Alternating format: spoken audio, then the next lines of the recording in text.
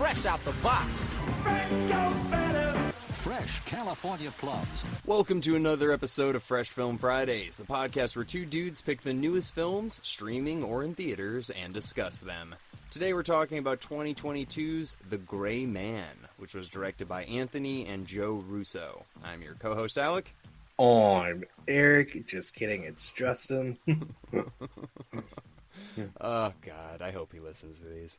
Anyways, so this is a new movie on Netflix. It's got a star-studded cast. It's got like a lot of recognizable people. Obviously, Ryan Gosling, Chris Evans, Ana De Armas. The list goes on and on. Billy Bob Thornton. This is more in your realm. This is more of like a Justin movie. You know, it's a lot of action, a lot of cheesy dialogue. A lot of Ana De Armas looking fantastic. Yeah, she's like offensively attractive. Like, it doesn't make sense. You're like, how are you this good looking? Again, like, I couldn't imagine her working at like a Best Western hotel. Like, it wouldn't make sense. You know, she's too pretty. She has to be in movies. Like you show up at a Best Western last minute on a road trip and you're just like, oh yeah, Alec, the two queens, and she's just there like the hostess lady. Yeah, that like would never make sense. Or like, if she worked at like anywhere, I'd be like, you have to be a model or something. It doesn't make sense. But anyways, yeah, I don't know. Yeah, I mean, what did you think? This was pretty generic to me. But you being this kind of guy, what did you think? It reminds me of the one we did with Cheap Seats review. I don't remember the movie name on Netflix with Kevin Costner. Remember the spy movie? With Kevin Costner? No, you're talking with Michael Keaton. Yes. And Samuel Jackson. Yeah, we had that conversation where, like, you know, they're all kind of the same, but IMDb gave this a 6.6 and I thought it was great. Really? I thought it was great Sorry. two reasons. One, great cast. Like, Ryan Gosling, he did a great spy guy. Chris Evans, I thought, was a fantastic bad guy. And, like, just shut up. We're so used to seeing him play, like, Captain America, and he's this good guy, but, like, he played a real douchey bad guy. Like, killing kids bad guy. It was great. Billy Bob Thornton, haven't seen him in a movie in, like, 10 years, right? I mean, Bad Santa too. And then, if it can't get any better, Ana De Armas. Yeah. No, I mean... Yeah, she was very fun to look at, and she was sort of believable as a badass, you know? Ryan Gosling did his whole, like, stoic, kind of like, I'm just really good looking and I can fight kind of thing, you know? Chris Evans... I love live events, but I hate buying tickets. The hidden fees suck, and coordinating with friends is a nightmare. I always end up fronting a bunch of money and then chasing down my friends to get reimbursed. And if they flake, I'm stuck with the whole bill. But then I discovered Fanimal. Fanimal has tickets to everything, and there are no fees. The price you see is the price you pay. Not only are the prices transparent, but they're almost always lower than anywhere else I look. And for any hot tickets, like Lollapalooza, or a Dodgers game, or a weekend concert, Fanimal is always the cheapest option. Nobody goes to live events alone, so why buy tickets alone? Fanimal's patented group purchase makes it easy. First, you set a minimum size for your group and choose the number of tickets you want to pay for yourself. Then you invite friends. When the minimum size is met, everyone gets charged and receives their tickets. If the minimum size isn't reached in time, nobody gets charged. You don't commit until your friends do. And Fanimal has amazing customer service. Check out their hundreds of 5-star reviews. The next time you need tickets, go to Fanimal.com or download the Fanimal app and sign up with code HORROR for $20 of credit towards your first purchase. Check out Fanimal and experience more. I didn't think he was intimidating at all. Until the end. But he wasn't meant to be, like, necessarily intimidating, but, like, he was just so unhinged that, like, they hired him to do anything. Like, he would do anything. Kill women. He's got no problem with it. And I forgot to mention the second thing. The second reason I thought this movie was so good is because this, I guess, like, foundation of the movie has been done so many times. Mm-hmm. Like, I felt like I've seen this movie 100 times in the spy movie land. But I thought they did it better than most. Okay, so, all right. So this is what I kind of want to get to the bottom with you specifically, because you like these movies. When I was watching it, I was like, I literally felt like I'd already seen this movie like 50 times. And it was The Protege. That was the movie we were thinking of earlier. Yes. So you just said, like, you think it did it better. Like, what did they do better than any other action movie that's out there right now? Yeah, I mean, dude, I literally, like, each scene I was calling, like, I was the director. I was like, oh, that's going to happen. And then I was like, oh, Ryan's going to, like, fight Chris Evans hand-to-hand at the end, but, like, Chris loses. And then, like, oh, Billy Bob Thornton's going to die. Like, I knew what was going to happen. And I just thought they did it better because it's a Netflix movie. So, one, it stands out a little more because usually Netflix is crap. And I just think the cast was great. Like, Ryan played a great good guy. I thought Chris played a great bad guy. And Billy Bob Thornton played like the Samuel Jackson of The Protege, but I just thought like they meshed very well. All right. And the choreography, dude, was insane. Yeah, some of the fighting scenes were really good. Some of the shooting scenes were really cool. I mean, I don't know. Like, Ryan Gosling, he did fine. I didn't think he, like, did anything spectacular. I think you could have put, like, a lot of actors in that role, and it would have worked probably just as good. I guess Chris Evans was fine. The only thing that really, like, got me was when they were fighting at the end. Like, those first few punches, I was like, actually, I would not want to be fighting him. He looks pretty intense. But I just didn't believe his attitude. And, like, he wouldn't take shit from anybody, but for some reason that Suzanne woman just constantly was bickering with her. And I was like, oh, whatever. The other thing was the guy that was, like, the douchey head of the CIA or whatever. I think his name is Regé-Jean Page. Carmichael. I was like, this guy, he's like 30 years old. Like, I don't believe for 1 second he would be in this position and he'd be, like, acting like such an asshole. I don't know. I just didn't like it. I mean, there definitely was a splash of a little ridiculousness, like when they were in Prague and like they literally killed like every Prague police officer. Like that was a little. God. The CIA probably wouldn't approve of that, but I admit the Carmichael dude was pretty douchey. I also liked. I'm gonna mess his name up. Avik San, the Indian assassin guy. Okay. Yes. Wait. What the fuck happened with him? Well, he's an assassin, but like he still is, ethically, he doesn't want to kill kids. So he got paid to do a job, but then when he realized Chris Evans crazy, he's like, I'm not doing this. Oh my God, dude, no, Justin. You can't be an assassin with ethics? That you know who you work for. You know these people. Like, you're not going to take a job and do all and kill other people and be like, oh, I didn't realize that, like, these people kill, like, these people. Like, oh, I'm not working for them anymore. And you're just, dude, give me a break. Like, I don't know. That was so dumb. And also, Chris Evans, like, being such a prick to him for no reason. Like, I don't know, man. Also, can't forget Callan Mulvey. I think he's Irish. The dude in the beginning, the 6 dude or 4 dude who Ryan Gosling killed. Badass fight. It reminded me of when 007 fought Sean Bean as 006. Yes. It was just sick, dude. It was sick. I will say that first fight, I was kind of like, oh, cool. He, like, burned that guy's face. Like, I bet he'll come back later. He'll have, like, a big scar on his face. Like, that'd be cool. And then that guy just dies. So, all right, you know what? Before we really fuck the shit on this movie too much, me at least. Yeah, it's you. It's just you. I know. It's me. So let's just give a little plot overview for people if they haven't seen it. But basically, Ryan Gosling he's in jail, and then Billy Bob Thornton comes to him. He's like, hey, we'll let you out of jail, but we have to train you as an assassin. You got to do whatever we say forever, or you can stay in jail until 2031. Ryan Gosling says, fuck my life. I'll just take you up on your offer and go kill whoever you say. So he does that for 20 years or whatever, and then finally he gets put on this mission. Billy Bob Thornton retired. There's a new guy that is his boss. He doesn't like him, and he fucks up the mission, and then they chase him down the rest of the movie. That's the whole movie.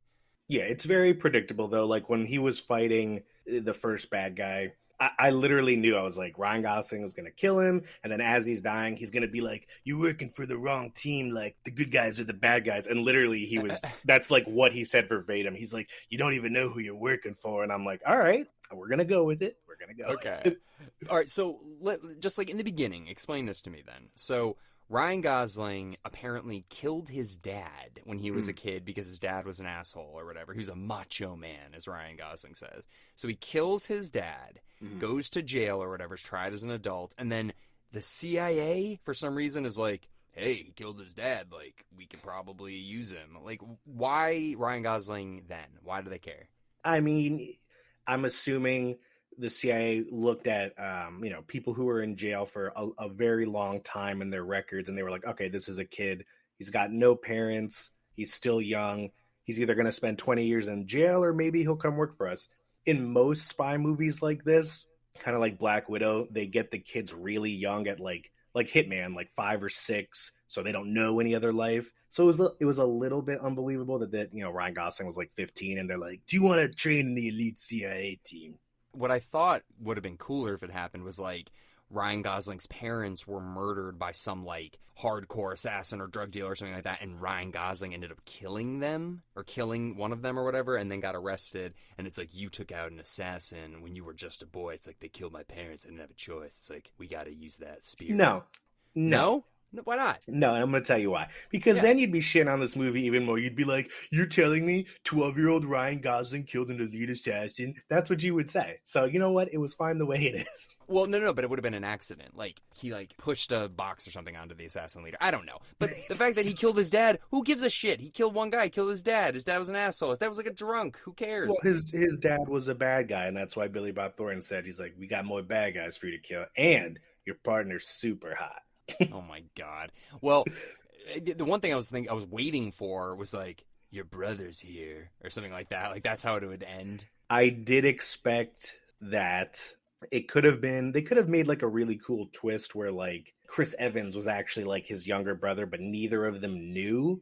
And then somehow they found out, and he was just like, fate brought us back together, big bro. He's like, sorry, I gotta kill you. And then they do their thing at the end. Dude, here's the thing.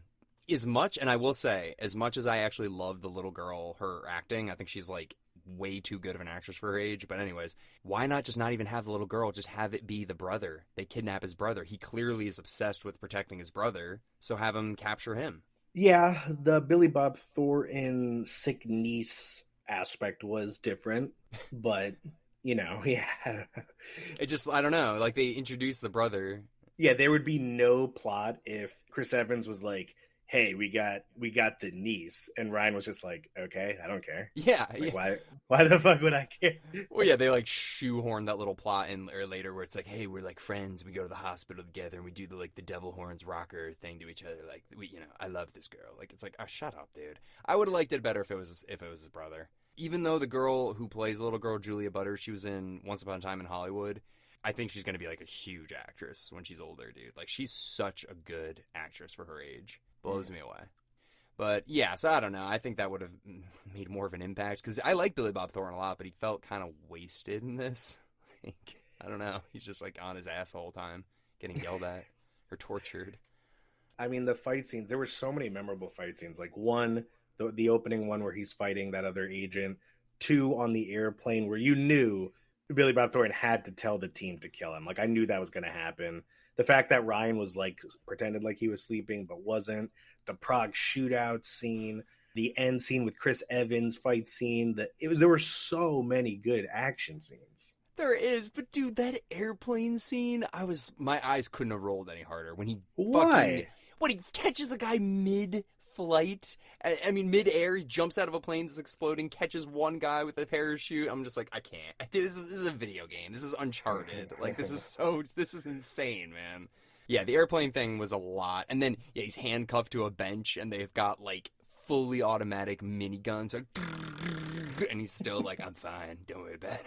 Like, I just got hit by a car. Like, I'm fine. Yes, the fact that Ryan wasn't hit by one bullet while he was handcuffed to a bench for like 15 minutes, a little unbelievable, but he's a top secret agent, man, you know? What? That doesn't mean anything. That means everything, dude. He's handcuffed to a bench. It's not like, well, he's got training. Don't worry. He cannot get hit by these guns. You know what was funny, though, is he's handcuffed to the bench the whole time. And in my head, I'm thinking, why doesn't he just get a gun and shoot the handcuffs, right? Yeah. And then you see him, he gets the pistol, and he's shooting back at the bad guys. And then it kind of cuts to the next couple scenes. It comes back to him, and then he shoots himself free. I'm like, dude, you could have been out of there like 5 minutes ago. Yeah, I know. There was a lot of that. My eyes rolled so hard when... This episode of the podcast is brought to you by Bard's Clothing. The days of Hi, My Name Is are over. We live in a virtual world, and our images are being shared on social media and professional pages every day. With over 1,000 fabrics to choose from, Bard's Clothing is here to tell your story through clothing. Make sure the image you want people to have of you is the one you're sending, because by the time you get face-to-face, their minds might already be made up. Quality clothing all made here in America. Head on over to www.bardsclothing.com or follow them on Instagram @bardsclothing. Chris Evans is right up against Ryan Gosling. He's like, give me the chip. And all of a sudden he's like, this one? And he drops the grenade or whatever. And he's just like, ballsy. And I'm like, shut the fuck up, Chris Evans. Yeah. You would not say that. You would run. Yeah, when Chris Evans, when that grenade dropped, and then there was another scene with Billy Bob Thornton with the grenade, and Chris Evans grabbed the bad guy as like a body shield. Oh, just for like, because I've actually thrown a live grenade. So for anyone that hasn't thrown a grenade, that whole scene with the Chris Evans thing, like it would have exploded.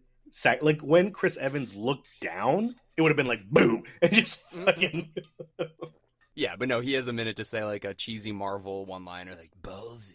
Dude, that was good. That was good. That wasn't good. And then when he like, what did he say when he was just like not cool or something like that? Like when Billy Bob Thornton did it, didn't he say something cheesy then too? I don't know, but I was just in my head. I was thinking like, how funny would it be if Chris Evans was so crazy while he was holding Ryan and the grenade dropped? He was just like, "Guess we're dying," and the movie just like ended there. Oh my god.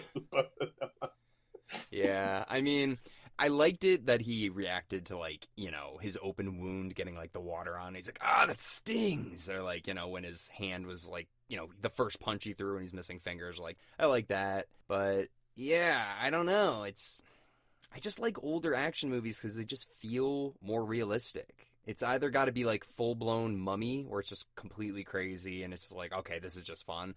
Or it's got to be grounded in reality. When you try to mesh them too much, like, this one's so unrealistic and they have corny dialogue that I'm like, I think I'd rather just be playing like Max Payne or something like that. Like, I want to be doing these cool shit instead of watching Ryan Gosling surviving things that are literally impossible. It's a good movie, dude. Like, if you're not into action spy movies, you're probably not gonna like it. You know, for you, for example, like you've seen it so many times, but for me, it's one of those movies where I can have on in the background, and if I'm doing something, I look up and I'm like, oh, sick, badass fighting scene for 2 hours straight, basically. Yeah, it's not, you're not going to be bored, that's for sure. I mean, it's nonstop thrills, just a lot of CGI, a lot of just, I don't know, just, wait, dude, it was also PG-13. I'm reading the reviews, and this one review says, I only kept it on to look at Ana De Armas. Yeah, she was only in like 4 scenes. Yeah, I mean, I don't know. Yeah, she's very attractive. But dude, yeah, like, do you think this movie would have benefited if it was R? Like, they could have been like, fuck you, Suzanne, and like shot people in the head and stuff? I mean, or do you think it's fine the way it is? I mean, it was fine, but an action movie, first of all, I don't know what like the politics are between making movies like PG-13 and R. I mean, there was blood in this. Literally, you saw Chris Evans' hand missing fingers. People were dying. I don't know why it wasn't R. But if you're doing a movie like this where there's killing and action, you might as well just throw some curse words and make it R at that point. Yeah, I wonder why. I mean, it's not like it was going to theaters, so, like, who cares if they say fuck a bunch and there's more blood, and I don't know. I mean, I don't know if I would have enjoyed it more, but I am reading here, though, that it's like it received mixed reviews from critics with praise for the ensemble cast, but criticism towards the cliched script. So that makes sense. And I guess it's based on a novel series, Gray Man novels. I didn't know that. From 2009 till now, there's like 15. Holy shit. It had a $200 million budget. That's absurd, dude.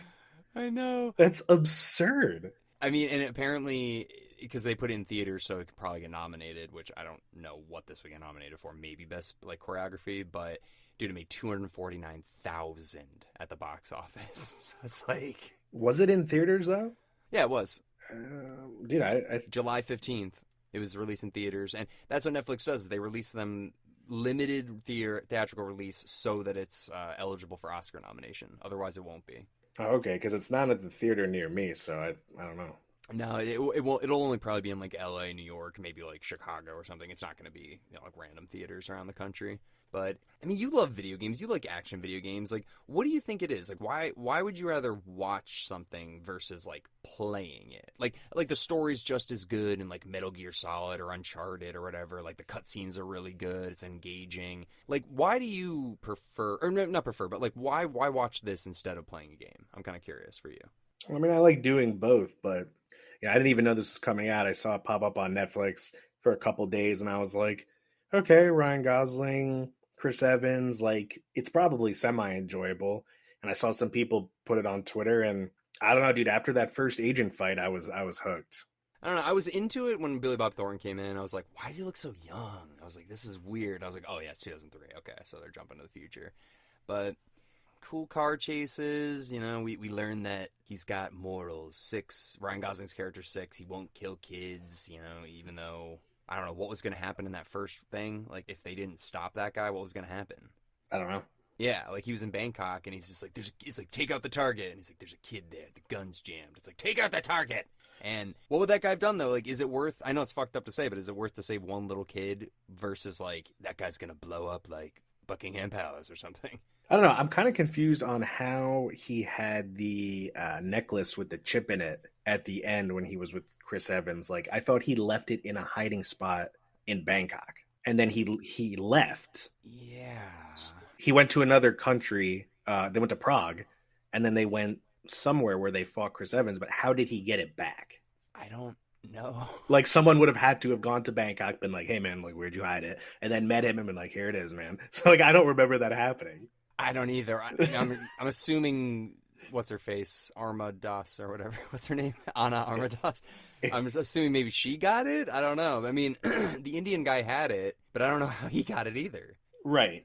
Okay. Because he went, I think they were in Prague when he hunted him down. So, like, how the fuck? No, this is actually bothering me now because there's no way he had it. I mean, the movie jumps around so much, dude. It's like, we're in Croatia now. We're in Belarus. We're in It's just like every other scene was a new country. You know what they didn't do, which most spy movies do, is they usually have like a montage of them training, like, like torture training and like shooting training and fighting training. They just went from him in prison 18 years forward. He's trained. Right, yeah. He even mentions, like, I trained in Tel Aviv just like you, like all this stuff, but they don't actually, show anything. You're just be like, I guess he's really badass. I guess. I don't know. Yeah, who's that lady, too? Like, the older lady that was smoking, and now she has, like, an air tank. It's like, God, you guys are reaching for character development here, but okay, sure. Margaret Cahill. So, they're like, you, like, that whole scene, dude, where Chris Evans is like, just go in there and fucking kill her, who cares? And then the Suzanne woman's like, you're killing Margaret Cahill now, you're shooting up all the police. He's like, shut the fuck up, Suzanne. That whole scene, yeah, you're right, dude. Chris Evans would never get away with any of this. Yeah, Suzanne basically bitched the whole movie.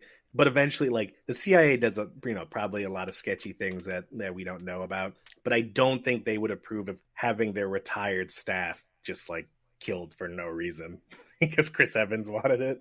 What is this all about, though? Like, now that I'm really thinking about it, like, so 6 screwed up his first mission in the movie or whatever, and then is on the run the rest of the movie, and he has data on something on this chip. But what is it? What is he even fucking doing?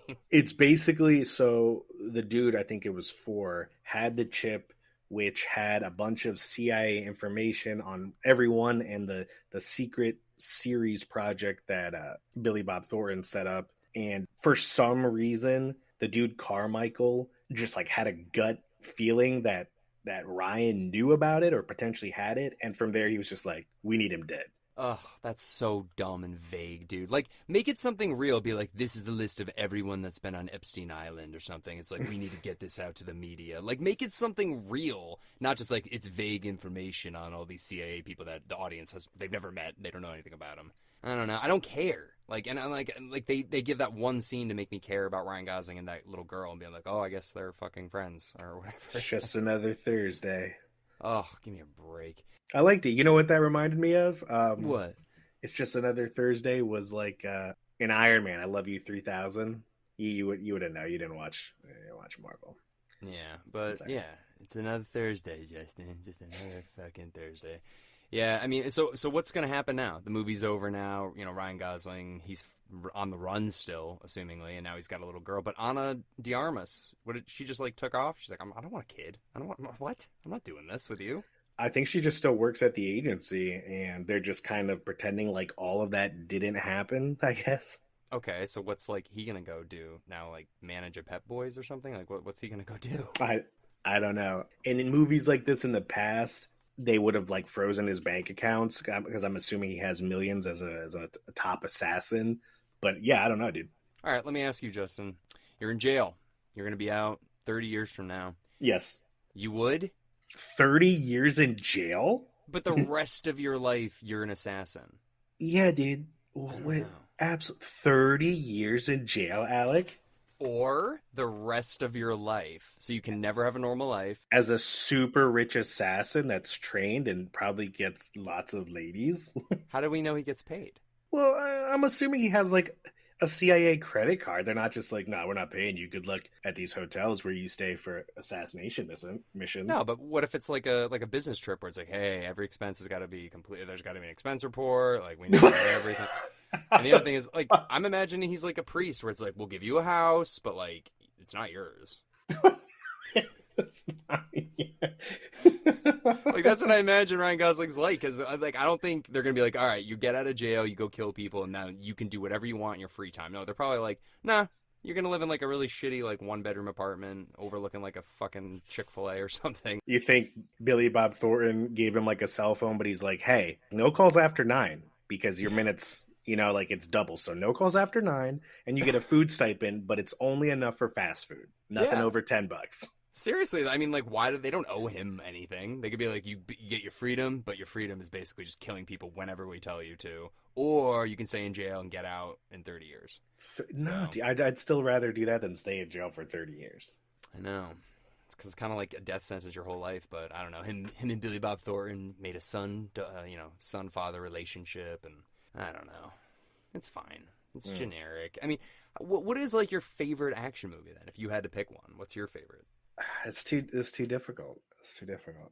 Okay. Yeah. I mean, I always lean towards like The Fugitive or Die Hard. The Fugitive. I fucking love The Fugitive, dude. That's such a good movie. You don't like that movie? I do. Oh, that's realistic. I actually watched it the other day. It's an amazing movie, dude. That's such a good movie. But yeah, anything with like Harrison Ford or Sylvester Stallone from like the 80s, I'm kind of like, I believe this more.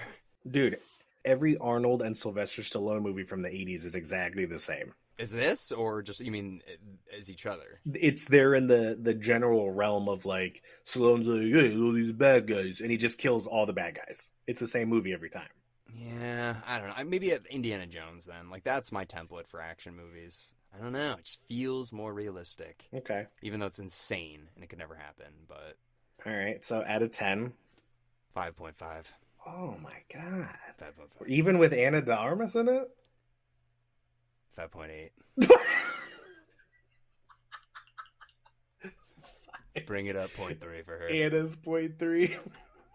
Yeah, give her the Anna 0.3 handicap. Bring it on up. I'm going to go 8. Wow. Jesus. I would highly recommend this if you like action, if you like spy movies. If you have a hole in your cerebellum. If you've been lobotomized. No, dude, I think, yeah. I mean, listen, it's going to be, if you've seen a spy movie, if you've seen James Bond, it's the same thing. You've already seen it. But if you want to see Ryan Gosling and Chris Evans fight, you know, it's definitely one of Netflix's better films. Is it better than that Ryan Reynolds, Rock, and Gal Gadot movie? Oh, yeah. Yeah. Oh, yeah. Okay. All right. Red Notice? Yeah. Sure. Yeah. Yeah, well, I don't know. Yeah, it's fine. I personally wouldn't recommend it, but I'm not probably in the demographic for people that would. But I like Ryan Gosling. I love him in Blade Runner. He's really cool in that, you know. But he's fine. He's fine in this. How would you feel if you saw us in theaters? I'd be fine. It was great. Okay. All right. That says something then.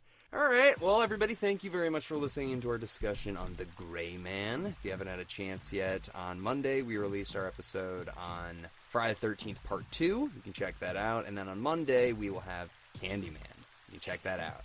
Candyman 1992. And we'll see everybody next week with something fresh.